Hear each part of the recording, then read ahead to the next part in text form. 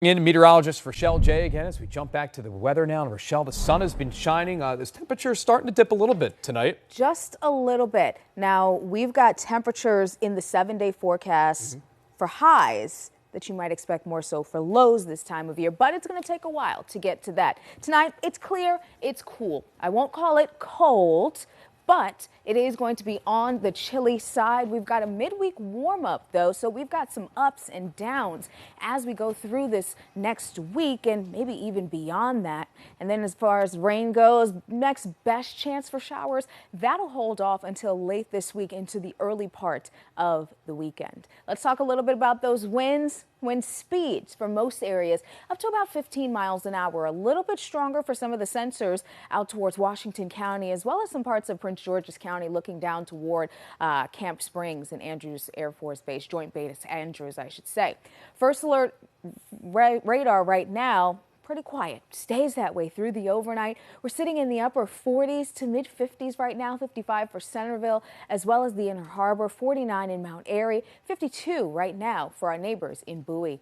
Let's look at that neighborhood forecast. We're down tonight into the 40s, so not too far off from what you'd expect for this time of year. But as I mentioned, seeing potential for some highs closer to these numbers at points during next week. But for tomorrow, we're waking up, heading to the bus stops, heading into that commute with temperatures in the 40s. Clear skies leading to lots of sunshine. So depending on which way you're heading to work tomorrow, you will need those sunglasses. High temperatures for Tuesday, sunglasses throughout the day, I think for most locations. Low 60s, maybe some mid 60s mixing in, and that is very typical for this area for the early part of November. We keep a little bit of that breeziness around through the day on Tuesday. Potential for wind gusts up to about 25 miles an hour. We could see some slightly higher gusts in a couple of locations. However, up to about 25 is a general rule across the board.